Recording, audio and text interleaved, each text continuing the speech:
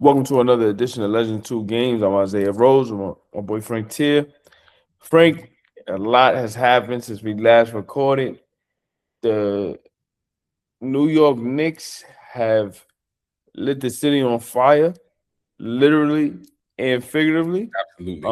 When you think about this town and how influential sports is, when New York is winning at anything, it's very, very good for the respective league, but particularly for the NBA, for the Knicks being a flagship franchise, one of the premier franchises from the beginning of time, to see how everything has come full circle and the likes in which the team is made up to win the way that they're winning has been amazing to see. And I think we're on the precipice of something, whether, pardon me, whether right or wrong, win or lose, that's going to be legendary on both sides. We'll get to the Spurs a little later, but particularly for New York, this run is everything that every Knicks fan would want to dream of.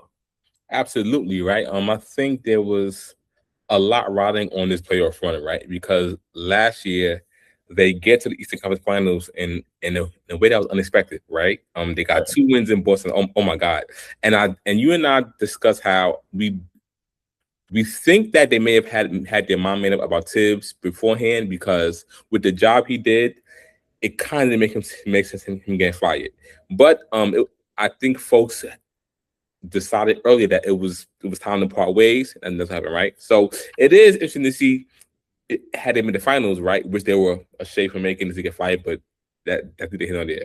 This playoff starts, and they're down 2 games to 1 against Atlanta, and we're like, oh wait, what's happening? This is round one, right? You all fired Tibbs, who had a big hand in turn the franchise around, right? With Right. him and in conjunction with Brunson, and like, wait, he down 2-1, and ever since then they ain't look back. It, In a way that's been so dominant, like, it almost defies convention, considering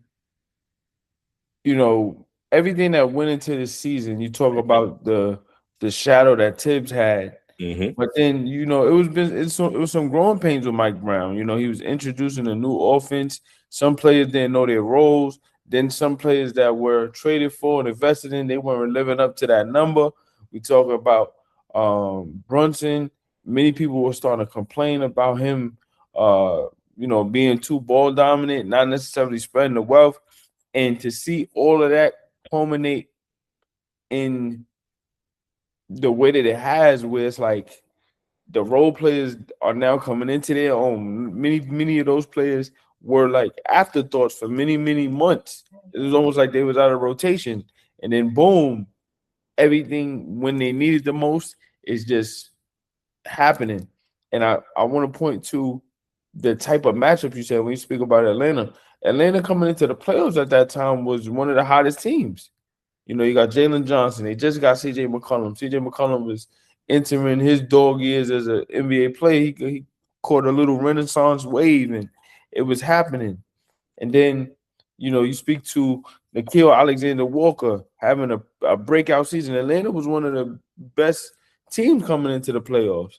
And for the Knicks to experience those up and downs, like you said, very early, and then respond in the way they did really just, dismantling Atlanta at home by damn near 70 points. That's what it felt like. And then to sweep Philadelphia the way they did, to sweep Cleveland the way they did, they have proven to be the best team in the East. absolutely. And I think folks make a big deal about the East not being that competitive. These are NBA teams. These are professionals. They get paid $1 million, right? The best players in the world. It's not easy to win in this fashion against any NBA team, right? Particularly Right. in the playoffs, right? You Where gotta do it 4 out of 7 it's times. literally at every given Sunday, right? You've seen teams lose by 30 one game and come back and win by 20, right? Mhm. So consistency is what makes champions, right? And to be able to sustain this for so long, regardless of the opponent, I think deserves is just doing credit in considering any circumstances. Yeah.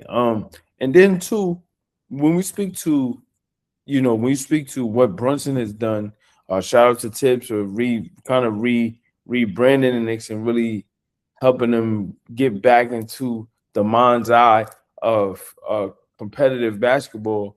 They went through different variations with Julius Randle and Brunson and Randle and then Brunson and Cat and now the Villanova dogs. Um, but the Knicks went through a lot of dog years, man. We talking about the Isaiah Thomas years, Jerome James, Stephon Marbury, Tim Thomas. Those. It was a 20 to 25 year period where the Knicks were down bad, and even when you think to like the mellow years, right? It's like every iteration of the Knicks had like a 1 year run and then it would burn out. Absolutely. When Steph first got here, that first year they made the playoffs, the energy was back, and then it got dark. Yep. For a long time, right? Yeah. Then when Amari came, that first year, Urgence. Amari had the city on tilt, Mm-hmm. right? And they brought Melo in, and it was like the hype. Yes, it's about to happen, and it didn't necessarily fall flat, but it didn't live up to what that was supposed to be. Absolutely not. But then Melo had his 1 year, and it was like second best team in the East. Mm-hmm. They could do it, and it didn't materialize. But you had the hope, right? This particular run seems more sustainable and more of a tried and true example because we saw it from the ground up. We saw how they've built the team around Brunson and his strengths and weaknesses and the personnel they've put around him to complement him. I feel like they went through the battle scars, battling with Miami, losing. You get to test Brunson in the playoffs for the first time as the lead dog. Then the next year, it's like they're constantly progressing, even if they're not winning the championship. Now you see a championship level run. It kind of validates the investment in Brunson at the time when people thought, they might be biting off a little more than they could chew trying to get him from Dallas, It looks like the best bargain in league history. Right. And he had an excellent playoffs against Phoenix that year. Right. Utah as well, yeah. Yeah, Utah. Utah was when Luka was hurt, right? For the first time, he just give me a first guy. And, is it fool's gold? It's a few games. Folks don't know him much. He's going from not playing as much to a role where he's really, can he perform as the lead guy and most importantly as the lead guy in the Bright Lights of New York City? And it's an understatement to say that he's proven everyone wrong year after year, right? Even if you thought he was good, I don't think anyone anticipated that he would be this good, right? And this self-sacrificial, right? Turn down just 200 plus, yeah. Money that we don't see superstars turn down in this day and age, right? In order to build around a franchise, right? And then for the move they made, I think all the time to some of what we've heard about Julius Randle, and shout out to Julius Randle, right? Because he was one of the first ones who kind of who was with the Knicks, with the Knicks started to get good again, right? So that's huge. But I think about this version of the Knicks or the success isn't possible because they had begun to become this Cold War in the locker room with like Brunson and Randle feeling like he was the first guy, right, because of how he played. And I think bringing in Cat, right, for all the critique he gets about underperforming, right, I think just the idea, right, of like taking a back seat, right, knowing who you are and taking a back seat to someone who's clearly better, I think was vital to the Knicks today, right? I don't think Randle would have been particularly productive in the playoffs to be this good, but also I don't think his ego would have allowed this to happen, right? So just that's spot on. When we talk about winning championship, right? So much has to go right? On the court play, off the court moves, personnel, and guys really buying into this all for one mantra. And I think that's what we've seen over the course of these last 12 or so games in the New York Knicks. When you speak to the continuity, bringing in guys like Josh Hart, OG Anunoby, Mikal Bridges.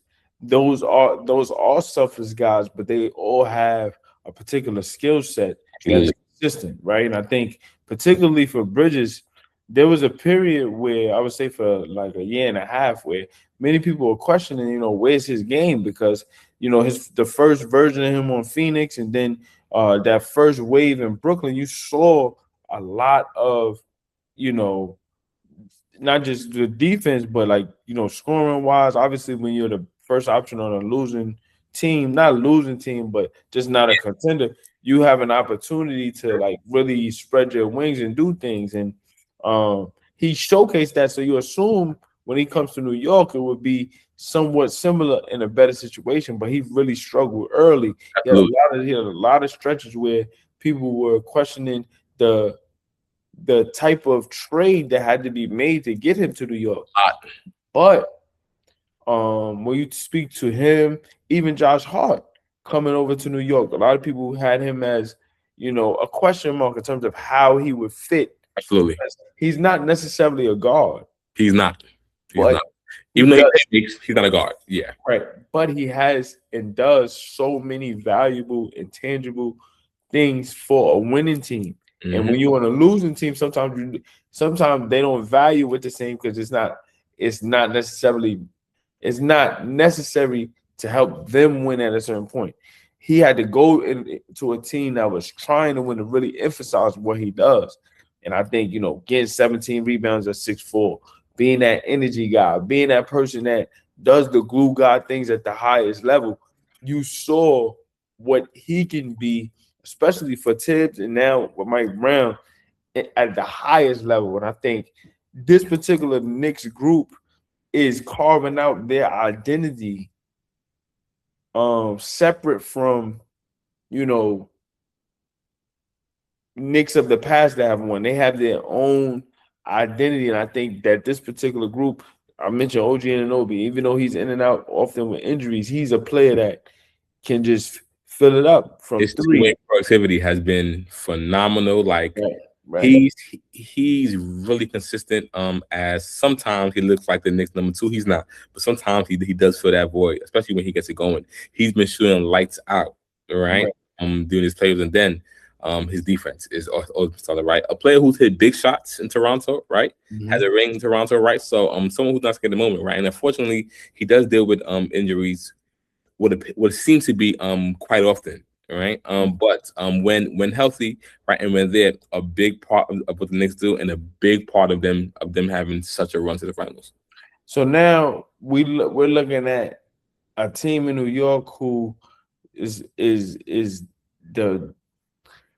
they're the people's choice, but in terms of the matchup that they're about to face, they're not favored because they're going up against I don't want to call him a juggernaut, and I don't want to call them a juggernaut because they're still young in their development, but a potential juggernaut that many people feel like this is something that we're going to have to deal with for many, many years down the line.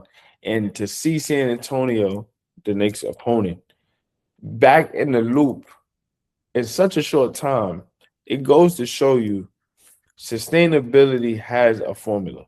Absolutely. Because the San Antonio Spurs they've been relevant.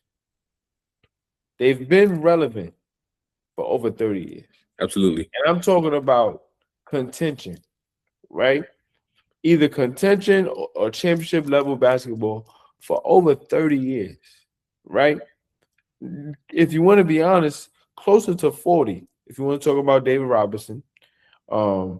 But I just feel like when you look at how they've been able to transition from transcendent superstar players to the next one, you never ever see that from most teams.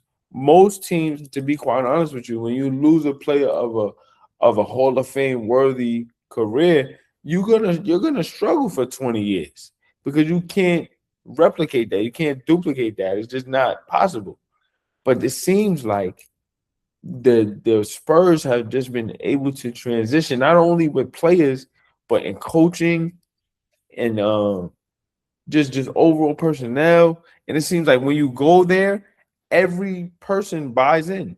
The only person that hasn't bought into Spurs culture in the last 37 years is Kawhi Leonard. Yeah, right. And we can even discuss that at length, right?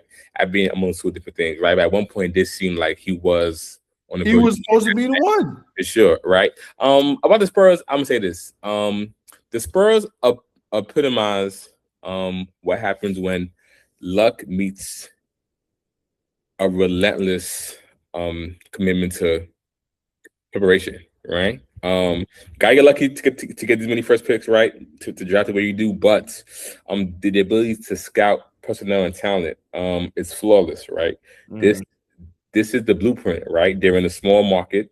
But folks, I mean, I don't think folks forget, but in 2016, when Golden State won 73 games, They won 67. Spurs was like 6 games behind it, right? Yeah. So we talk about another potentially championship run, if not for 73 win team. Like how many 6-7 win teams can we say like isn't the favorite to win a championship, right? Like probably third or fourth, right? So it's just like it's insane, right? So they haven't been bad for a long time, right? And even like when everyone was gone, they had Kevin Johnson as the number one in the playoffs, right? So like it's regardless of what, they're always going to be at a base level of decent, right? And when they're bad, they end up rebounding in this manner. Like I think in the past few years, you and I have discussed whether or not like youth is the detriment it once was, right? And right now it's looking like the opposite, right? It's looking like they're too young to realize that we shouldn't be here, right? Yes, you're not wrong. But I also think it's something to be said about the type of superstar that is leading the team. Yeah, I think some of those metrics kind of bleed into like Minnesota and Anthony Edwards, and just in terms of a confidence that you got to have with your star that is able to perform regardless of what the expectations are. And I think when you have a player like Wemby, who he's a matchup nightmare on all fronts, and he knows it. He not only knows it, but he attacks it that way. When you talk about a commitment to excellence, I think just by the way that he's playing, the way he's kind of molding his mentality to win, that small market point is very important because a lot of times, particularly with branding and markets, it kind of can supersede performance. Yep. I think being in a small market like a San Antonio and to a lesser degree of Oklahoma City, who built their model off of San Antonio and what they've been able to do for the last let's go back to Kevin Durant, let's say 2007, so almost 20 years. Yeah, for sure. It's very, very similar, only they haven't been able to cash in on the championships, but they just got their first one. May be coming for sure. And they lost Game 7 against a team that may win the championship, right? So what you're gonna dive into, yeah, in terms of that series, there's a lot to unpack there. But when you think about being in San Antonio, there's no distractions. It's only win. Yep. You don't have any other teams that can, rival in terms of take away from the fan base. So whatever you do there, they're gonna love you or hate. They're gonna love everything you do, and then you're pouring back into the city by constantly trying to compete for a championship. It just is always gonna reward you, and I think we're seeing that. It's just special, right? I think about the parallels between Robinson, Duncan, and Wemby, right? This really quiet, not flashy, just cerebral confidence, right? Like not necessarily nice guys, but like what many see as good guys, right? Quiet, don't do too much about nobody, right? But just goes out and get it done, right? And the Spurs, and they be able to maximize like their careers, each one, right? Dave Robinson was a dog till his back gave out, right? Like, Duncan got you a chip from literally the womb to the tomb, right? From start to finish, right? And now Wemby in year 3, you're in the championship again, right? And when you're 3 and you see him crying, he's like, I want to win. It's like life or death. Like, yo, like it's it's something like about them, right? But again, something about the Spurs' ability to just view talent and kind of with Greg Pop. I mean, like we hope to me he's with us for as long as possible, right? But even him still like not being his best, but being around the game, right? So much of the Spurs of the Spurs DNA is a combination of Duncan, Pop, and Robinson, right? And that's been able to trickle down on Wemby, even when Pop isn't there in the moment, right? Well, at least not there physically, right? Because he's still on the team and he's definitely there in spirit, right? So I just think we're seeing like the beauty of sticking to a format that is tried and true, right? And like you said, we talk about 34 years now, right? Robinson drafted, I believe, in 87, right? Doesn't play in Navy. And they have over a 20 game increase when he comes, right? And he has nearly an MVP campaign rookie year, right? And that's 89, so we know he was going to get it, right? That's when the real dogs is out. But just like, yo, like from these guys come in and they deliver really, really early, right? There's something about them and the Spurs franchise that allows that to happen, right? So that's just like a really special thing to watch. And also, too, I think one of the things that shows you that it's not premature is that it's going to be tested against an elite team or elite matchup, right? Mm-hmm. So when you think about Tim Duncan coming into the NBA and, taking over the league, All NBA rookie year, they go to the playoffs, they lose, boom. The very next year, they sweep the Lakers. Shaq, Nick Van Exel, Kobe, Eddie Jones. So you're in year 2 at this point, you're like, wait, what? How? Right? Especially with the roster that they had at that time, Avery Johnson, Mario Elie, Jerome Kersey, right? You looking at a squad, you're saying, wow. Now they playing the Knicks. Now at that time in '99, the Knicks had a miraculous run. That was a eighth seed who wasn't really an eighth seed, but they got going. They got Sprewell at the right time. Bam, everything happens. And then they dominate the Knicks in a 5-game series that was close, but not really, right? And it kind of sets up the down the line what the NBA would be. Spurs will always be in the mix. Now, their rival at that point going forward would be the Lakers for the next 20 years and who could get the most chips. And we saw what happened with that. But just being able to go against something that is sustainable and win solidifies the idea that this young team is exactly what is gonna be the face going forward. So now when you look at what Wemby and the Spurs did, they knocked off the defending champs. Yeah. You don't have home court, but again, when you got a Wembanyama, it's like now this is first playoff run. Let's see what he really is, right? Now, conventional wisdom says you got to go through the first couple of years, growing pains, star player, bad teammates, or not necessarily bad, but challenge teammates in some capacity, still find a way to win early rounds, but lose late just to realize, oh, you need better players to complement. No, this is a squad that knows the complement. They already went through some growing pains with Wemby being in and out. Now, when he's healthy or they're managing his health, they don't want to overexert him with the minutes, so they manage him just enough. But when he plays, he looks like Bill Walton. The defensive impact, you see it right away. The offensive, being dynamic. As soon as he's in there, he can stretch the floor. He's gonna impose his will inside. Not necessarily in terms of power, but just being agile, being able to like all these different things. You see it. It's like, wow, it's happening, and you're kind of stuck watching it in real time. Like, wow, this is really about to be the next 20 years.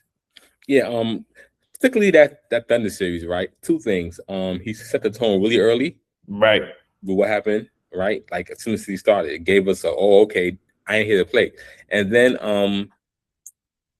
I know you probably watched it also, but it's like, damn, how will this young superstar and this young team respond on the road, right? I think it was hit or miss. I think folks, the run ends here, they probably get blown out, but they stepped up to the challenge, right? They went in there. not to cut you off. Oklahoma City showed championship medal too. all the time, When right? you split at home, San Antonio gets home court, you think, wow. Yeah. And then they go into San Antonio and get a win, and you're like, they get home court back, come back, win game 5. So you're like, oh, 3-2. They did their job. They about to, do what champions do. The young guys play well, but it's over. Right. They said, "Nah, we're here. We're in it for a long run, right? I'm here for a long time."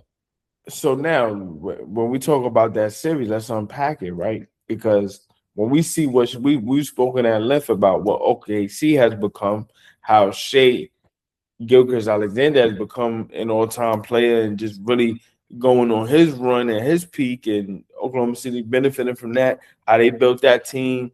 And it was almost like Sam Presti was able to make the mistakes early with the franchise transcendent players that he drafted, come back, not necessarily with a lesser squad, but he was much more transparent and aware of how to maintain this. Where the first time you don't know the wealth of riches that you have, and then boom, it's the way.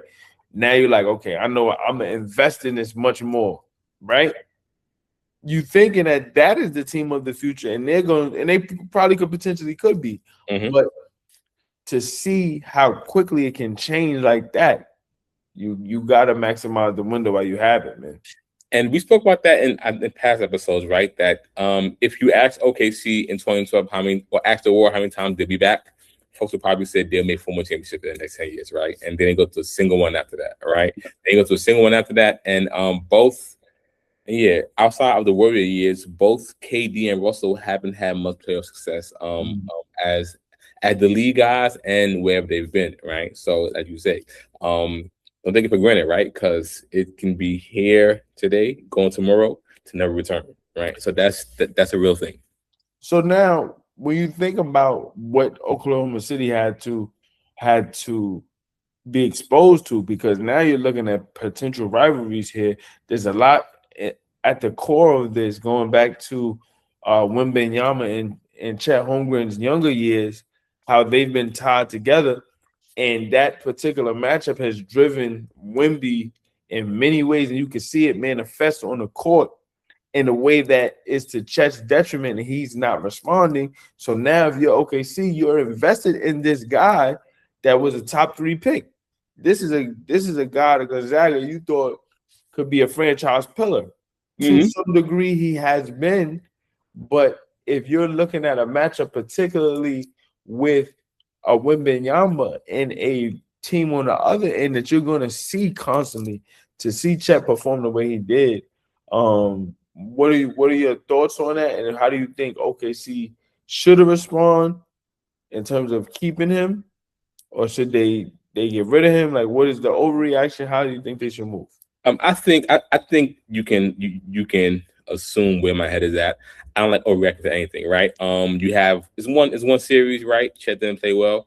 Wemby owed him one from USA versus the World back when they were teens, right? We saw how mad Wemby was to that loss, right? So he owed him one. He got him back. We'll see if it becomes a habit, right? If you and I sit here in 5 years and Chet has folded against Wemby 3 times, then yeah, that's the thing, right? But I think you chalk it up as to a player that you invest a lot of had a bad series. Also, I don't like to do this, right? But OKC did deal with some injuries, right? They did. Jalen Williams out. Second guy, and also the Mitchell, right? Like the hampered their depth, right? Their depth. So there's something there, right? I think they can say we lost, we tried to win our championship. We ran into a once in a lifetime player, right? And a great team. On a young team that was hungry, that is playing kind of unburdened, right? Without the fear of their youth, right? And we run it back, right? Shea is still young enough in his prime. The rest of these guys are fairly young. I think you have what you need to run it back. And as we know, Sam Presti isn't someone to be content, right? Right. He's definitely always evaluating. Though he probably won't make a drastic move, right? At least we don't think.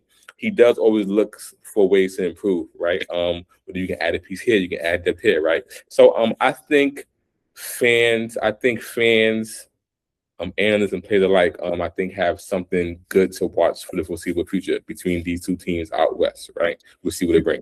You will hope so, especially when you consider, when you speak about Shea being MVP, Wemby being a potential MVP. Um, but you don't want to see teams waste that window. Look at a Denver, right? Absolutely. Denver won a championship. What was Yeah. that? 23. Mhm. And everybody believed, particularly how Jokic played, that this particular squad is going to be able to run it back. And outside of that championship, they've had nothing but flameouts. So whether it be first round exits, second round exits, this year, similar returns in terms of being a first round exit.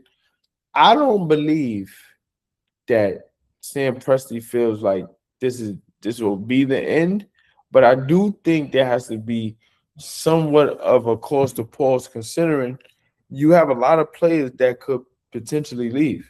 Lou Dort has been a premier defender for them for many years. Carson Wallace had a huge playoff, particularly against the Spurs. He was one of the players on the Thunder that was consistent throughout, right? So he can be up for dollars. We speak about Chet. These are obviously you being that young, you still have your future ahead of you, but where does and teams have to make this decision often. The Knicks had to do that too with Cat. It's like, do we blow up our future? I mean, do we blow up our future for the right now, knowing that it's a short shelf life? And again, like you said earlier, you don't win on paper, you gotta play. So there's no guarantee if I make a play for a Giannis or a particular player that uh is gonna bode well for me and pay dividends. Yeah, I'll start answering that by saying experience is the best teacher. And earlier you spoke to how Presti went through the growing pains of having three of the greatest players of all time at one chance. That and that not yielding the returns that you'd have wanted, but building back and building back better, right? So I think that bodes well for however he decides to move after this, right? I think we do see his commitment to constantly improving. It really ain't much you could do in the world of sports with money, potentially ego, and fourth ones, check for greener pastures, right? So it's a business at the end of the day, right? They won one. I think folks know that they contributed to that winning, right? So it's in their best interest as people to see what move is best for them, right? So that's beyond their control. What does bode well is that they still have a lot of draft picks, right? They still got picks, right? So they if there is a team that needs to retool, right, and reshuffle and reassess where they are in perfect position to do that, right? And I think that's what we can watch for in the years to come. Right. When you have assets, Yeah. you assume like, okay, even if something changes, they still have their core and they Mhm. have things to work with to constantly build. If you look at like a Philadelphia, for example, I hate constantly going back to them, but they're kind of stuck in a rock and a hard place Yeah. because they can't move and they can't really spread their wings and try to, pivot the way that a team like a OKC has. Even when you lose pieces, you still know how to, be down for a minute, but you're not out because you could reset. Yeah. So they're in a place of leverage, even if they did have a tough loss. I do want to say though, public sentiment does matter. And I think if the heat is raised up just enough, Chet Holmgren has to be careful because you can't be looked at as an all NBA player and someone who's probably going to reach 250 million plus and perform the way that he did against a matchup that everybody assumes we're going to see for many years. If you looking like that before he even get into his prime, what are you going to do when he reaches beast mode? You know, and I'm saying he, knowing it's Wembenyama, but Yeah. when you speak to the motivation, think about when Hakeem Olajuwon watched David Robinson get an MVP. Yeah. right? He's on the other side thinking that should be mine. Even if David had a great MVP season, Amazing. it Yeah. didn't matter. It's like I gotta use this as motivation. You know, Wemby had an MVP caliber year. A lot of players did, but he turned it into something that they could use in real time. The parallel I saw, and this is a bit unrelated, but the parallel I saw was Pat getting Hakeem in college, right? Yes, yes. And Hakeem getting his look back about 10 or so years later. Yeah, About yeah, yeah. years later, right? I kind of saw that parallel between Chet getting Wemby, brother Wemby, and Wemby getting his look back really early, right? Because that Right. was probably about 6 years ago, perhaps. Yeah, for sure. Yeah, I think maybe the 17 under, whatever. So it's cool, right? It happened. He got outplayed. He got outplayed. And I mean, I'm someone who I'm really thick, but he went out bad, right? He went out bad, right? He got bullied all series, right? Give me And 1 second. went out bad. You could. But yeah, I mean, getting outplayed is not necessarily a bad thing. Only if you're able to use it as motivation. Chet hasn't looked like a player that is aggressive in a way that you can say, oh, he's going to use this. Now, everybody's different, right? Everybody responds differently, so you can't assume. But you just look at his makeup and you hope that, will this be the thing that generates that fire? Because when you speak to, and it's a great quality to have, a selflessness. One thing Chet has always been able to do, especially being on a good team with a go-to guy scorer and Shea, and when he can say, well, I'm contributing to winning. Mm-hmm. So for the longest time, even throughout this playoffs, there'd be times where he's not performing up to par, but they're winning, so he could always lean on, well, we're winning, I'm doing the right thing for winning. But when you reach a point where your lack of performance is the reason you're losing, or key component as to why you're losing, that is something that that can be hard to stomach for a long off season like this. Yeah, for sure. I don't think the Thunder believe that they wouldn't have a chance to defend their throne, but you got to play, right? Right. And this is a learning experience, right? Like we said, it is an anomaly that you win with no resistance early on, and it goes right. Growing pains are part of the game, right? And I think that's what we're seeing from Chet, right? And it's not really growing pains. He just played bad, but he got championship already. I think he'll be fine. And Right. I think we're gonna pause it. We're gonna reconvene it, but I think it may have been better without the light, bro. You think so? Yeah, I think it makes you look dark. Because I can't, because I'm like, I don't know if it's too, I don't want it to get too dark and then we can't see. Because I can see a background, but you look really dark in it. I don't know. So should I cut it off or leave it on? Cut off a quick. Let's see how it looks.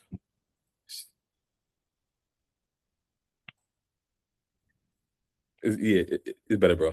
I didn't even see your shirt color before it was on.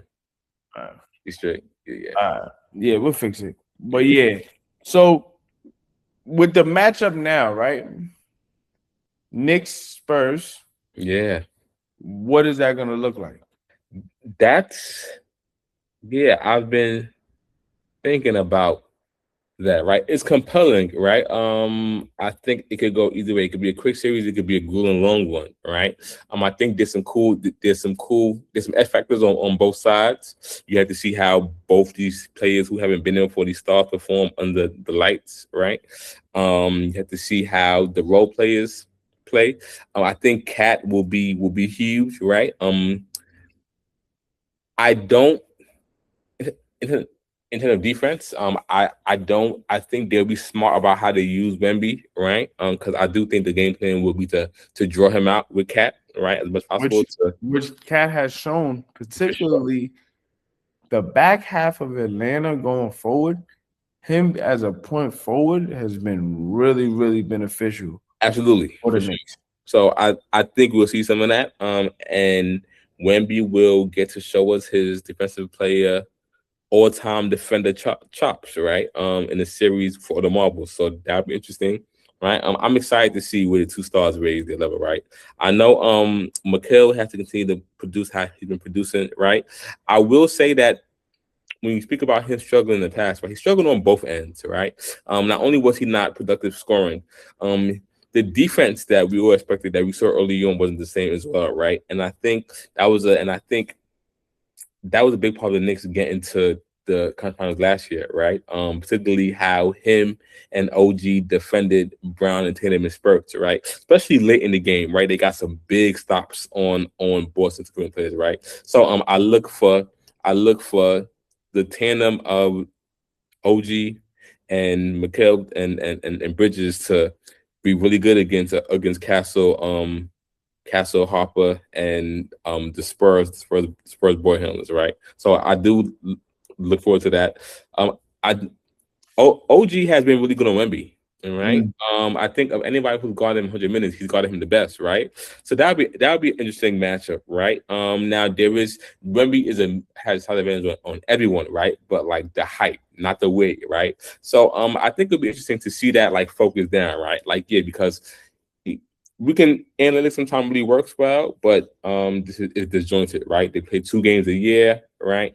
How he guards him, he does well, right? But you gotta do you gotta do it to win for 4 games, right? It's different working over the course of games, seeing somebody 3 months later than it is seeing someone night in, night out, right? So I think that'll be a matchup to see how the Knicks decide to guard Wemby. I think that'll be really important and interesting to watch.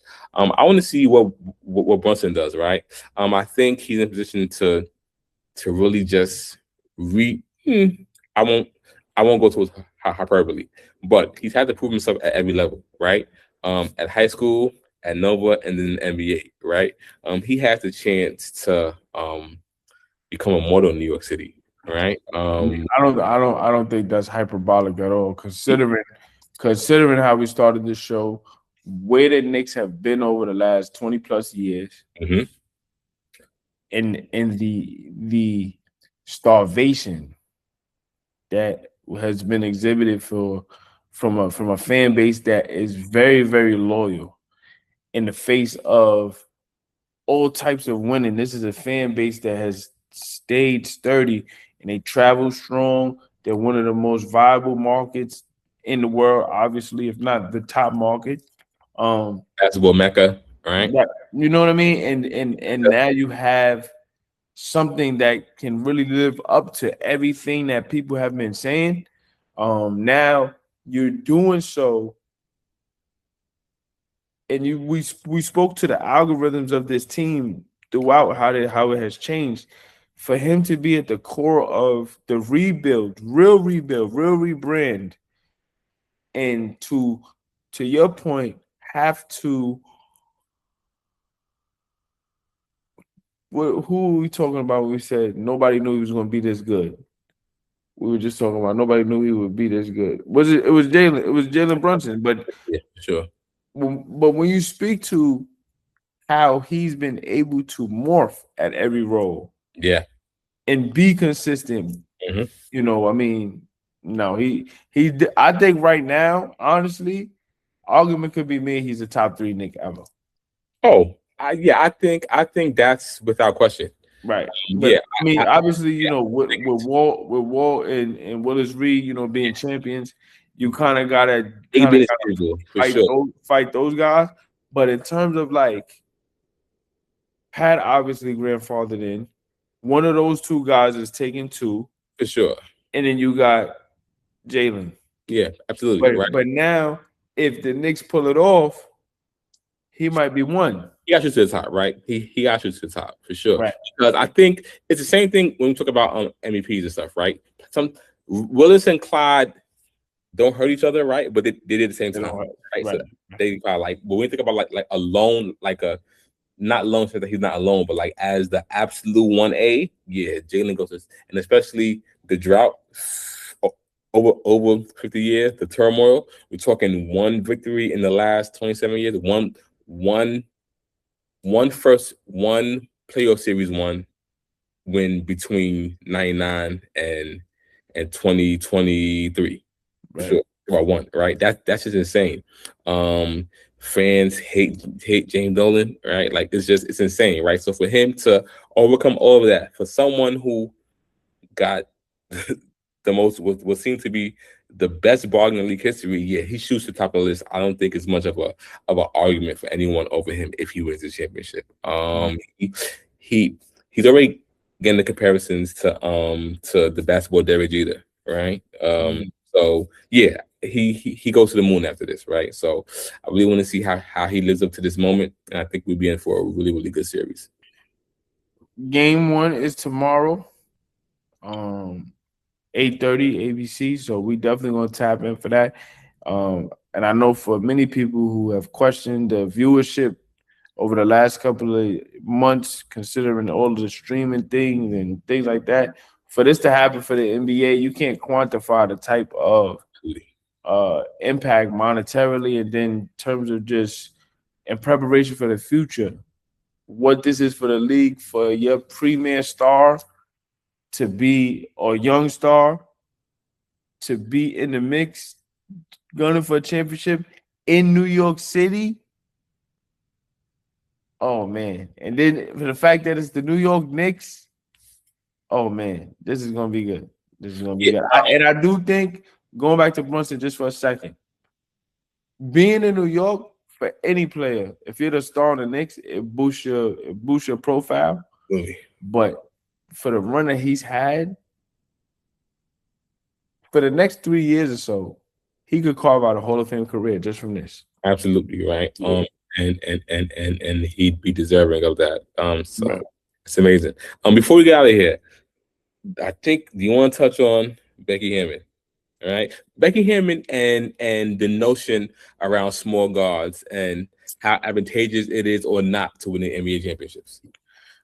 I want to say two things can be true at one time. Absolutely. History has told us that a small guard as your lead dog is very difficult to win. I don't want to say you can't win, because there's always exceptions to the rules, and definitions of winning relative to what expectations are changes the perception of winning. For sure. Right? A team like the Sixers in 2001 was able to get to the finals. Allen Iverson, 5'11" to 6 foot, was the lead dog. He was the only option. There wasn't any other option other than him as the scorer, and what was built around him was prominent defenders who were willing to sacrifice. So that, along with Hall of Fame level coaching, propelled the Sixers to a space where they can compete for a championship. One run, but it happened. Yeah. Right. But that's an anomaly considering who the player is. He was truly a transcendent player. You can't assume that every team is going to be able to draft a point guard or a small scoring guard to be as transcendent as a top 50 player ever. Right? With that said, I think where Becky made her mistake was her examples used against Brunson weren't consistent. You know that's my issue with it. Right. That's my issue with it. I feel like to use Allen Iverson, the one anomaly of the small guard that she said, he's not. You wouldn't even use him as a mold to try to build a team, because you don't want small guards taking the type of shots he takes. Absolutely not. Right? Then who else did she use? She used John Stockton. Yeah. He's the quintessential point guard. Not a 1A. He averaged 10 points against the Bulls in the finals. He's not a 1A, right? That's a count. Yeah. So now you got him, and he's complimenting someone who gets 30 a game. So but couldn't do the finals, folded, right? Right. So I wouldn't even assume that somebody would say John Stockton is right. The examples to prove is where I'm okay with the statement because it's tried and true. The examples, I'm like, these are really bad force equivalencies. The last example she used was Steve Nash, right? So let's talk about Steve Nash, right? Which is an interesting case, but yes, let's talk about it.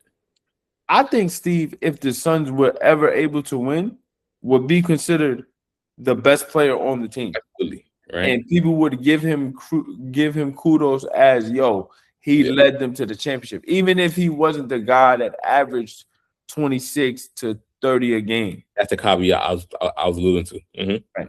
So Steve, because of not only the fact that they didn't win, but look at how he performed in the playoffs. He's a playoff riser. So thank God you said that, because my state of mind is this. Because Steve Nash, again, may not be a one-day player probably, but not a one-day scorer, right? But in the playoffs, he's shown us, and I think to the surprise of many, that he's able to up his scoring, right? Right. He's a smallish guard, 6'2", 6'3", right? But talk about speed and stuff, small, right? So on the smaller side, right?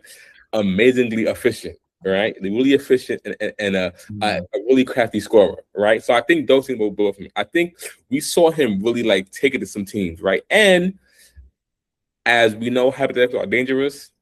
If not for perhaps some questionable suspension calling, right? He may have a chip, right? So he may because he would go on to play a Cavalier team, right? So he may have a chip if not for that, right? But yeah, he's someone, like you said, a riser, right? Someone who's also a potential point guard, right? But can get you from 25 to 28, right? When it matters, right? Mm-hmm. And that's enough. All you need is the lead player to go for that, right? And he showed that he could, right? So that's another special case, and another force-ish equivalency she brought up. And I want to say too, particularly with Steve Nash and John Stockton, though those two guys being quintessential point guards, their first and second instinct is always to be a playmaker, right?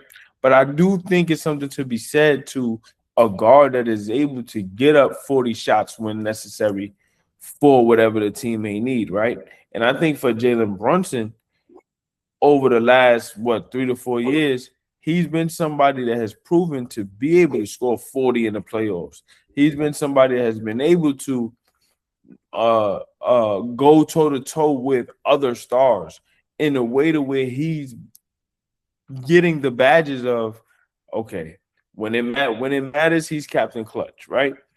The idea that Becky spoke to was that most guards aren't asked to do those things. You wouldn't want your guards to do those things because you have a wing or a big man that is supposed to.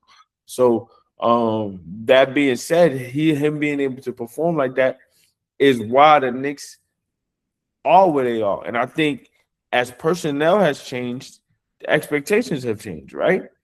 If it was just him and Julius Randle, I don't know if he could be the lead dog to a championship team. Not because he's not trying, but just the personnel wouldn't bode well for championships, right? But now you have a much more supremely skilled supporting cast. Then you have continuity being established, right? And then you have, luck on your side. Certain matchups fall the way they're supposed to fall. You knock those out, and now you in the finals. Who knows what's going to happen? You got to just let it play out.